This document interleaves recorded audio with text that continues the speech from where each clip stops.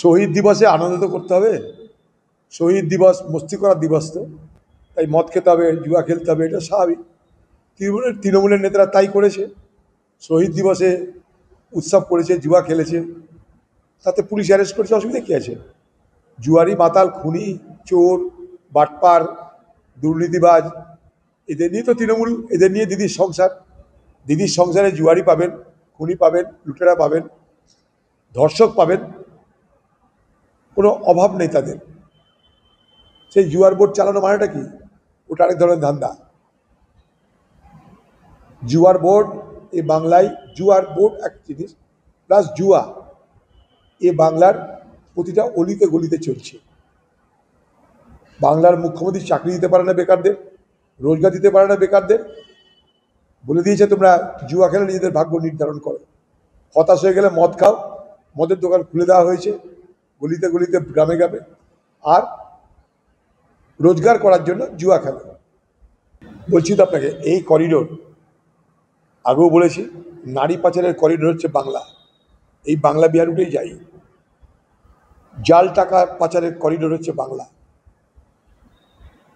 আরও বলি,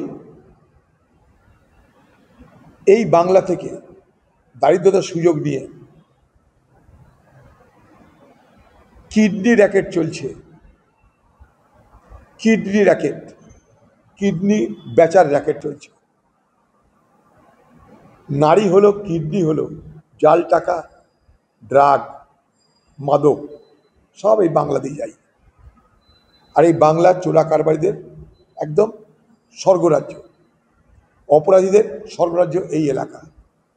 যেখানে যত বেশি দারিদ্রতা, যেখানে যত বেশি শাসন আইন কানুনের দুর্বলতা থাকবে, সেখানে অপরাধীরা তাদের বিচরণ ক্ষেত্র বানিয়ে ফেলে।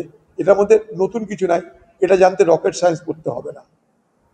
তাই আজকে এই বেল্টটা, বিহার বাংলার এই বেল্ট, তার সঙ্গে নেপাল আছে, এই করিডোর এত অপরাধের করিডোর।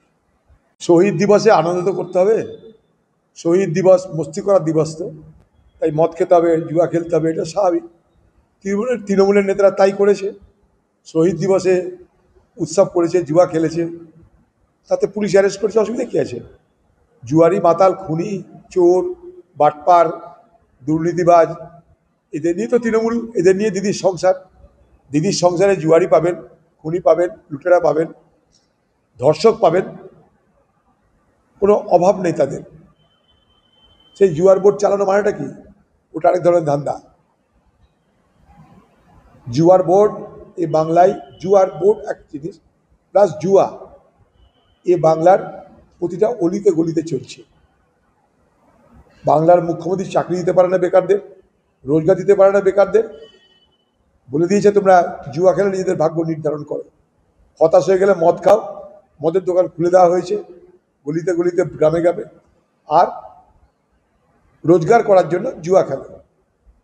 বলছি তো আপনাকে, এই করিডোর, আগেও বলেছি, নারী পাচারের করিডোর হচ্ছে বাংলা। এই বাংলা বিহার উঠেই যাই। জাল টাকা পাচারের করিডোর হচ্ছে বাংলা। আরও বলি, এই বাংলা থেকে দারিদ্রতার সুযোগ নিয়ে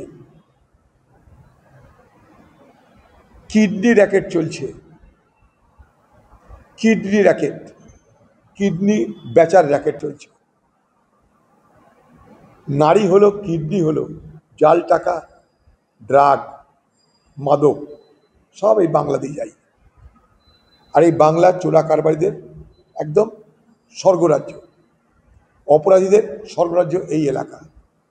যেখানে যত বেশি দারিদ্রতা, যেখানে যত বেশি শাসন আইন কানুনের দুর্বলতা থাকবে, সেখানে অপরাধীরা তাদের বিচরণ ক্ষেত্র বানিয়ে ফেলে। এটার মধ্যে নতুন কিছু নাই, এটা জানতে রকেট সায়েন্স করতে হবে না।